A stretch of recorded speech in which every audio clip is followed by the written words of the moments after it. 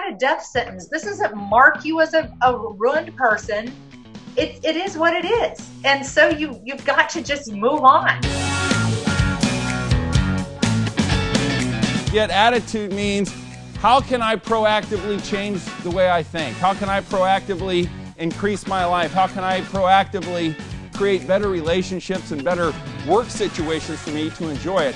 And welcome to the GAP, the Get Attitude Podcast, The Gap, bridging the gap from who you are to who you want to become. Hello, my name is Glenn Bill, founder of the University of Attitude, Keynote speaker, and international best-selling author of the ABCs of Attitude. I've been very fortunate to help tens of thousands of people get attitude. Attitude, the secret formula to success in your life and in your business. And this podcast will help you get yours. So let's get some.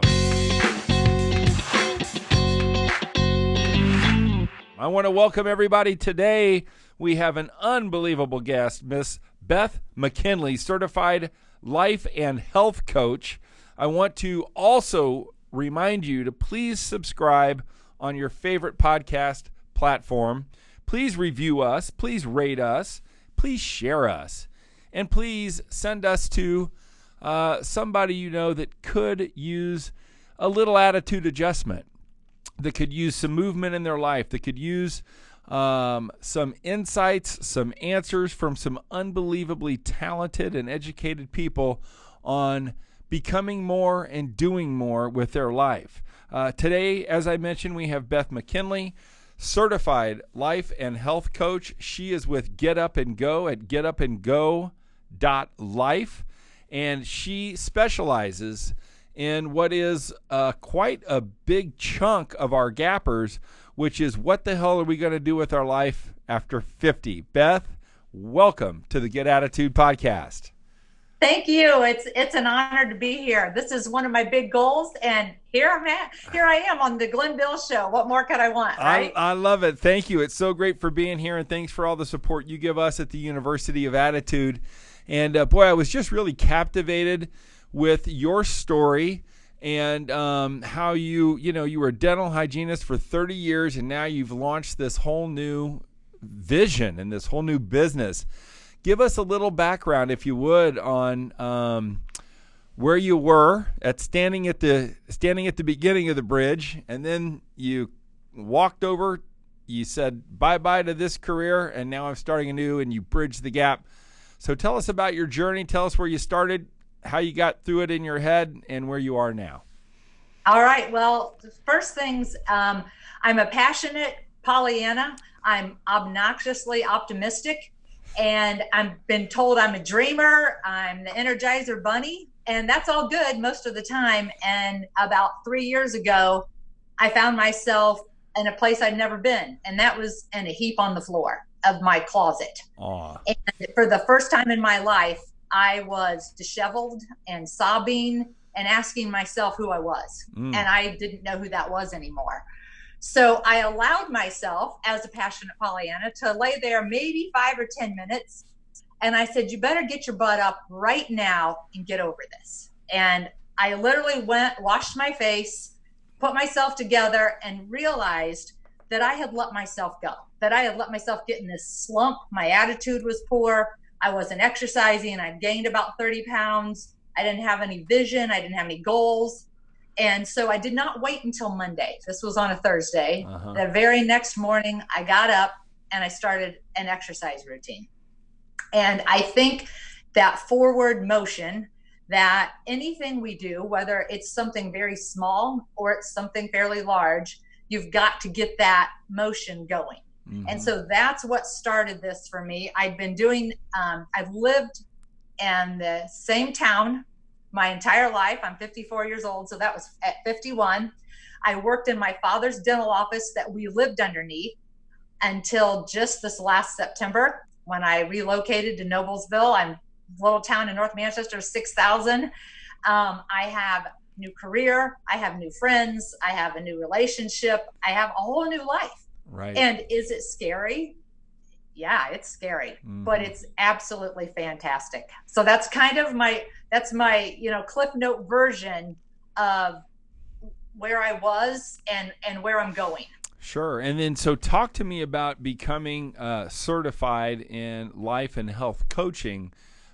You said, okay, we know this. Motion creates emotion. One of the most healthy things you can do for your attitude is to move, is to get moving physically, because emotion is the gas that drives our action, of what I call our action car. So you did that, but then it looks to me, or it sounds like, that you said, okay, I'm at least moving, and I'm creating emotion, and I'm creating energy, but now I maybe need some formal help or some formal content to either teach, to divulge, to eat up, and that's what we have here at The Gap.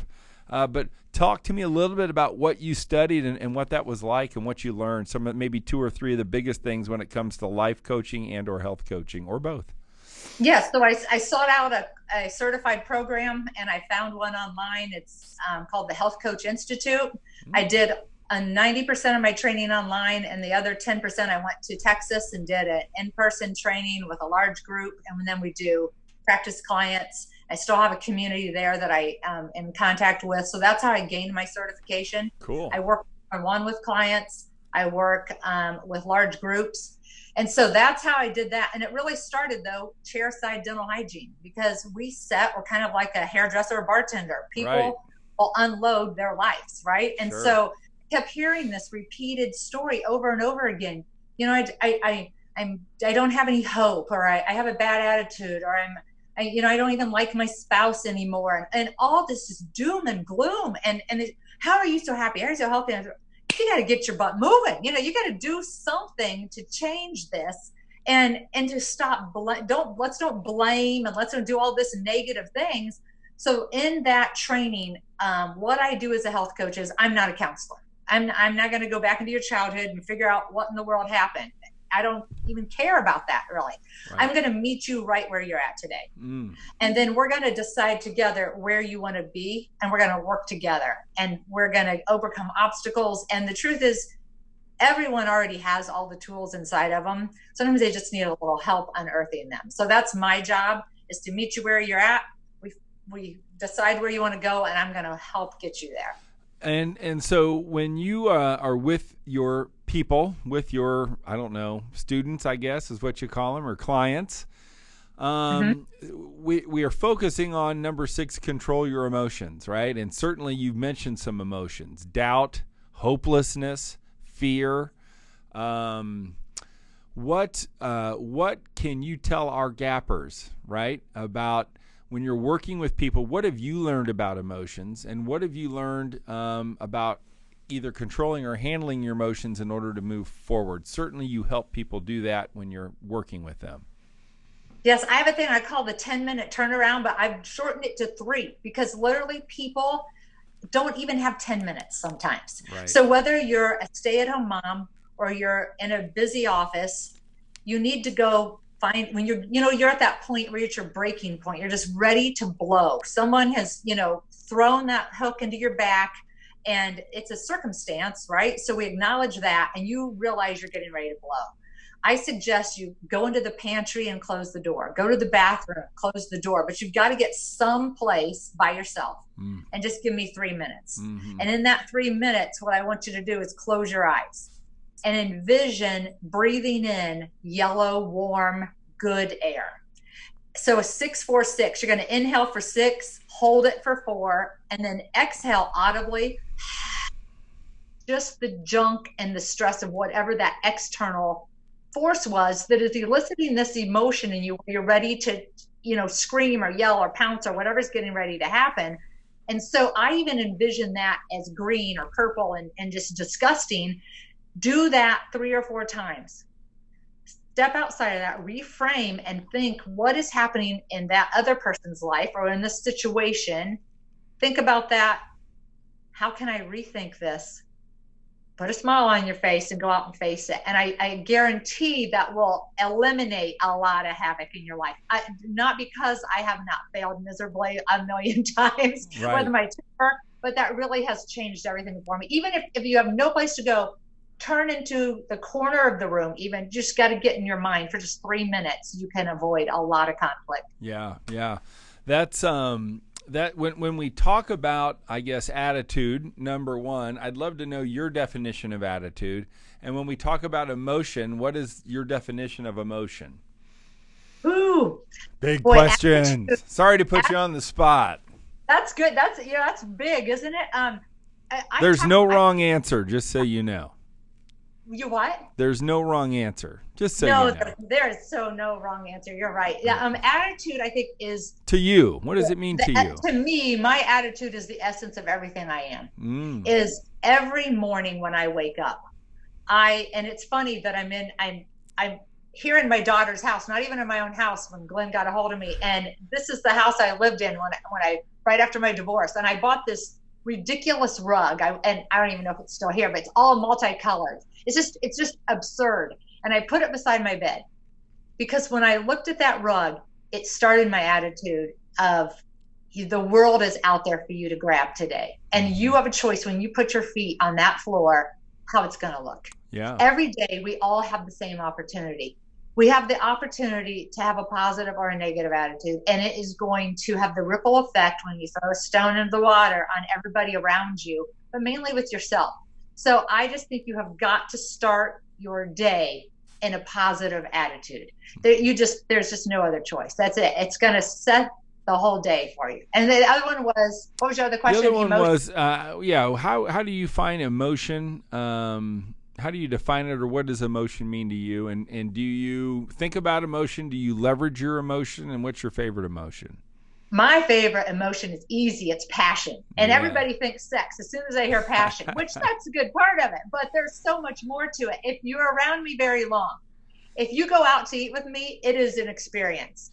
I am incredibly passionate about food. I mean, I smell it. I look at it. I embrace it. I love good wine. I mean, I love to mix the flavors. And it's the same thing when I'm going to go on this hike today is I'm going to feel, touch, smell, hear. I mean, I think you've got to just be more meaningful in our life, no matter what it is. If you're standing at the bar and you're just shoving your food in, not even tasting it, what good is that? But if you sit down with your family around the table and you have this, it doesn't even matter what the meal is sometimes. It's the connection that we have across it. But I'm very passionate about pretty much everything I do. Yeah, that's cool. I can hear it come through, and congratulations. I think being passionate is something that is so necessary. You brought up one point of your life, a divorce, right? And when we talk about attitude, when we talk about our gappers, I know for a fact a lot of our gappers have been through life changes, marital changes, financial reversals, relationship reversals. What is your best advice, having lived through it, right?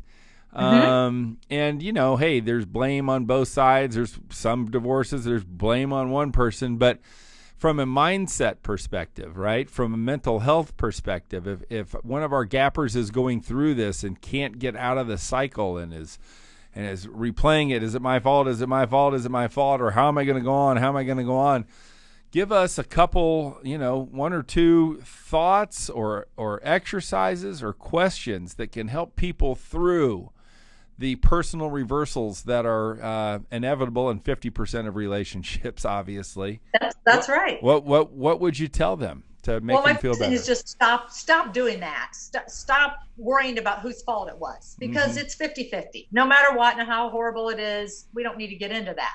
Forgiveness. Immediately, you have to get into a mode of forgiveness. I'm a big fan of forgiveness and grace. Without that, you're just going to carry this burden around, and I don't want to do that. I've got a lot of life to live yet. So divorce is horrible, it's painful, and it's similar to grief. Yes. So I think once you can say, stop the blame game for one thing.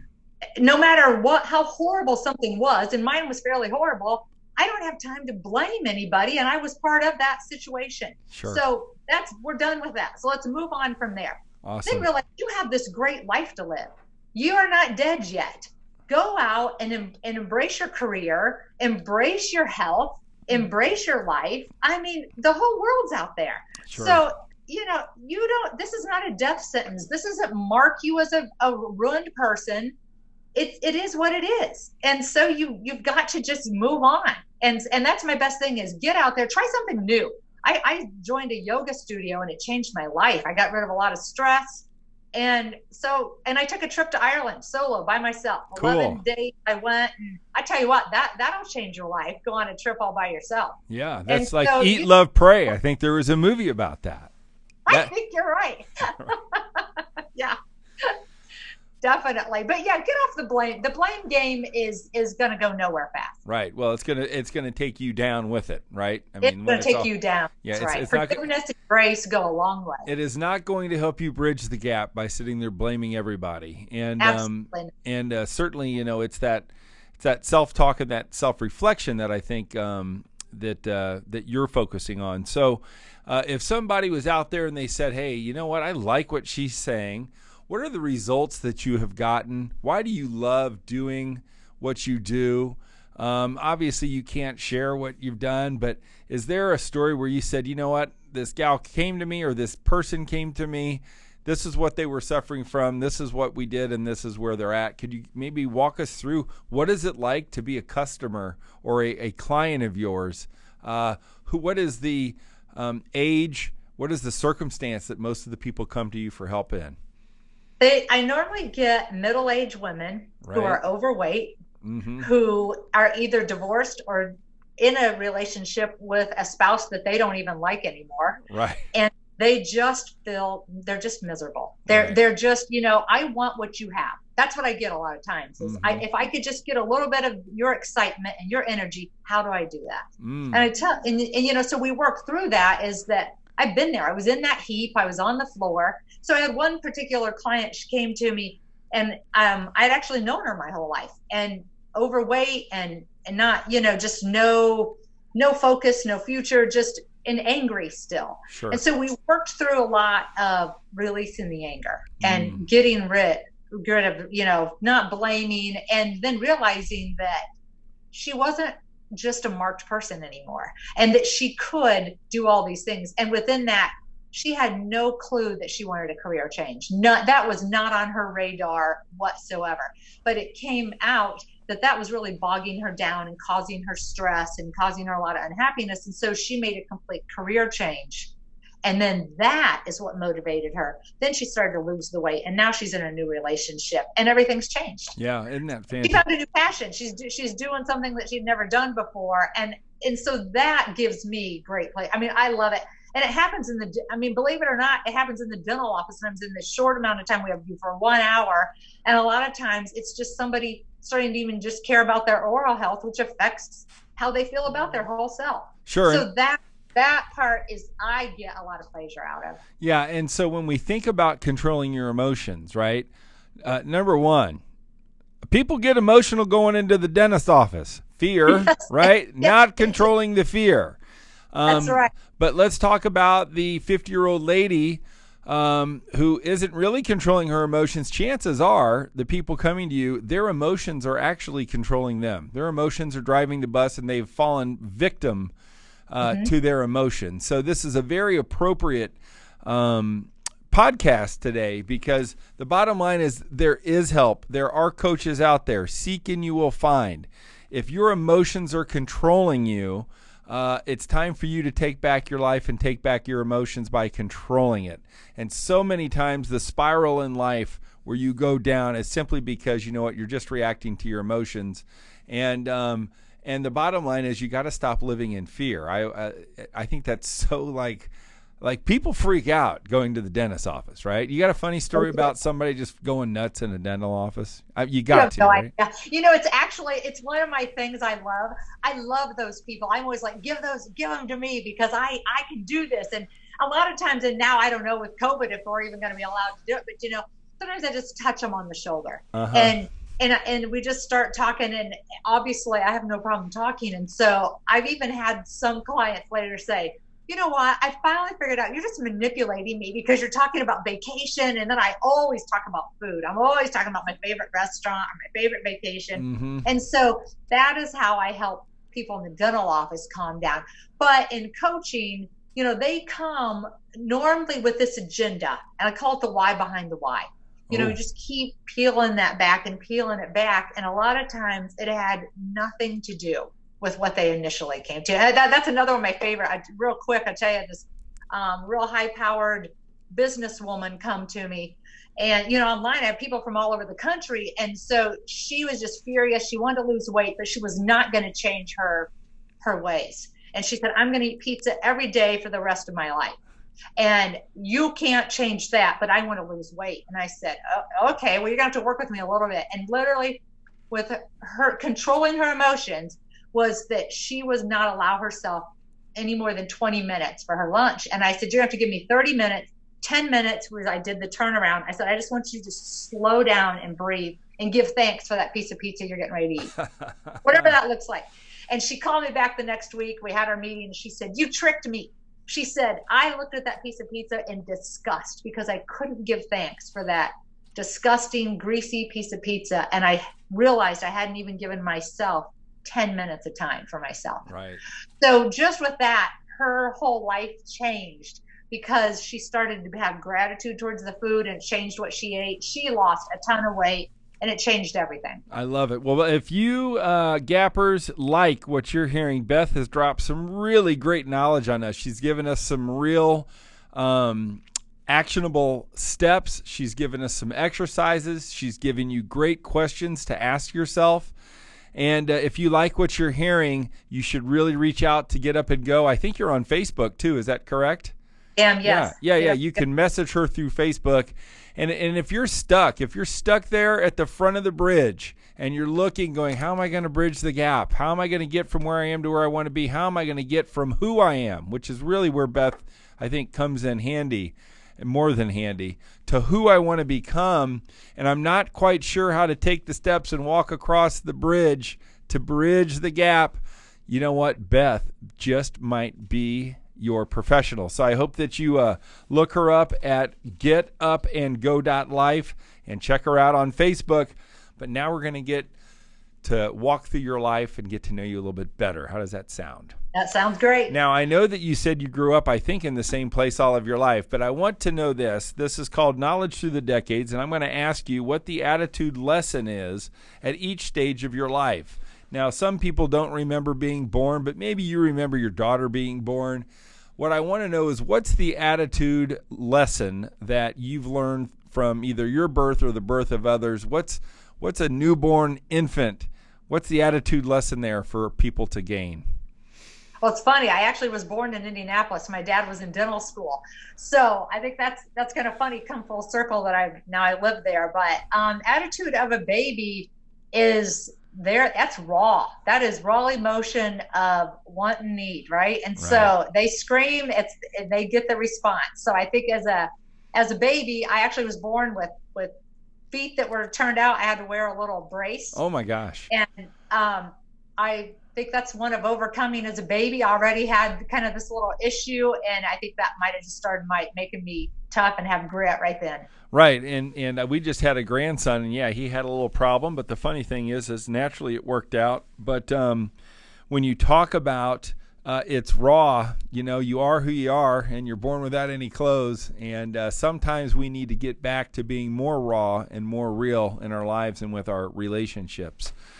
So now I want you to think about being in Indianapolis. You're in third grade. You're 10 years old. Please tell me. This is great. Actually, we moved right away when I was 1. They built the dental office, and I just talked about this. 10 years old is my favorite age. It's the last time I can remember being authentically me. And I had this purple banana seat bike, and I just looked it up online and found it, and I was just like ecstatic because I was like, man, that was my first set of freedom. I could get on that baby. I had the wheel, I had the straws on the tire, so it made a little clacky noise, and the world, that's the last time you don't care. At 10 years old, a girl, we put our hair in a ponytail, put our comfortable clothes on, and off you went on your purple banana seat bike, living your best life. Oh, I love it. So yeah, true authenticity is the attitude lesson. Authenticity. And obviously, as you get through life, maybe to become truly authentic is something that we all seek to be.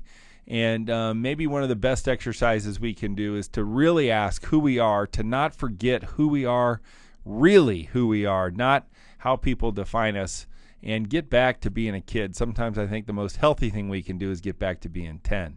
I encourage people to find that picture of themselves when they remember that and put it on their mirror. I love it. So where did you go to school when you were 10? Manchester High School. And what was your, not high school, that was grade school. Oh, elementary, Chester Elementary School. And who was your teacher at 10? Oh, well, I had Mr. McLaughlin was my 6th grade teacher. He was probably one of my favorites. Okay, there we go. Shout out to him. So, right. So now you've been through high school and you're sitting in college. Did you go to college? I did. I'd love to know at 20 years old, what did Beth McKinley look like, feel like? Do you remember your 20th birthday or your 21st birthday? Because a lot of people remember 21. Tell me what the attitude lesson was for you when you were 20.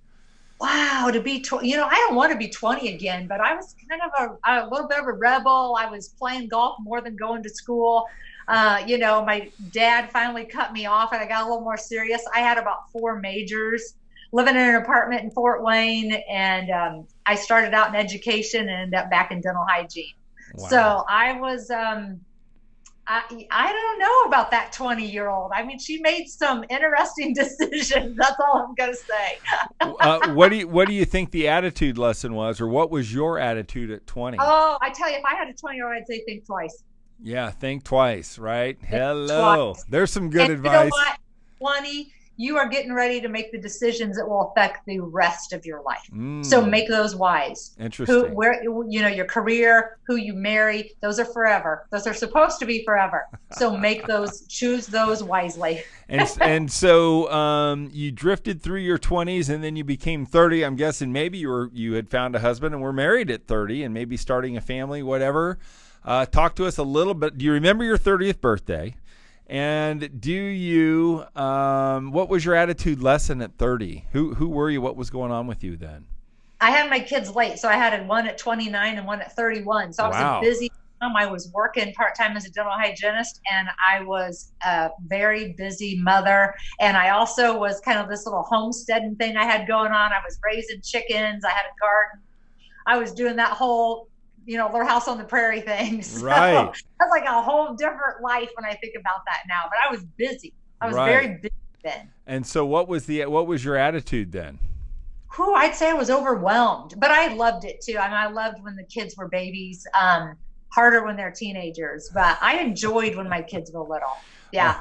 That was a happy time. That's a happy time of life. My attitude was a good busy. Yeah, cool. And I think we got gappers out there that I think maybe the attitude is, even though you're busy, even though you're overwhelmed, and people whose kids have grown up, you're going to, we all look back and go, God, I don't even remember when they were that age, right? Right. Yeah. So savor, the attitude lesson on that one is savor the chaos, right? Savor the uncertainty. Definitely. And I hope if you're listening now and you're in the middle of that you know what, you take the time to be grateful and think about that. So then those kids got a little bit older and you became 40. Do you remember turning 40? Was there a party? Where were you? And what was your attitude lesson at 40?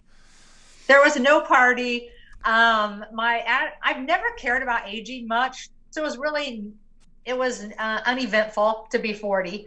And I was busy again with kids doing their thing. And at that time, my son played some travel ball. So we were all consumed in that realm. And Sure. So I think that's another thing is, embrace that journey, that part of your life. But I think that's a really important time. This is my word of advice to 4-year-olds is don't let that relationship with your spouse fall through the cracks. Right. That's a very important time to stay involved in your teenager's life and stay involved in each other's lives, because very soon they're going to be leaving the nest and you're going to be stuck with each other. So invest in each other. Yeah. And to consciously do that, because especially with multiple kids, with travel baseball, travel volleyball, travel soccer, my God, you can get lost. You can get lost in your kids, right? And that's right. Forget who you are. Yeah, you can forget who you are. You're just defined by your kids. So now you're just a little bit over 50, and I think we really got the story of 50. But we would love to just know Do you remember your 50th birthday, and what was your attitude? Where were you and who were you with? My 50th birthday was not as happy as my 54th birthday. That was kind of in the ugly part, the end of the relationship. I was pretty unhappy, minus that I had my kids there and my granddaughter, which gives me great joy. Sure. So I'm going to focus on the 54 birthday. Okay. And after that, I'm telling you what, I am living my best life. This is fantastic.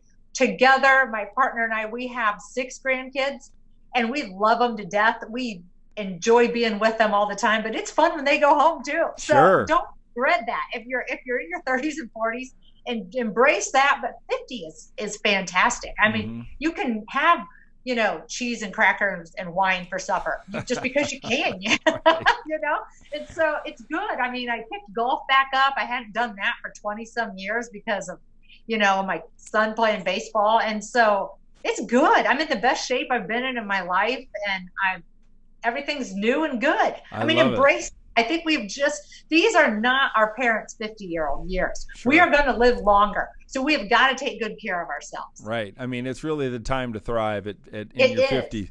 And I think the attitude lesson there is for our gappers that, you know what, you may be going through the hell that Beth was going through. You may be right in the middle of a divorce. You may be right in the middle of a crisis.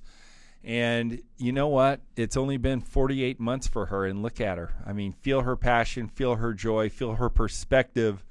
And this is why you listen to the Get Attitude podcast, to say, you know what? I have hope. God gave us Beth McKinley today. It was a weird circumstance. She came on at the last minute. Her message has been just so good, so hopeful, so inspiring.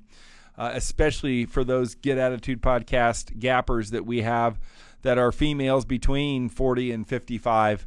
I just think that your message was so good and so on point and so relevant that I hope that there's people out there that it helped. But for you men who are married to the 40 to 55-year-olds, I think it's important you listen to Beth as well, because she's had some nuggets in there for us. So, Beth, thank you so much for being a part of the Get Attitude podcast.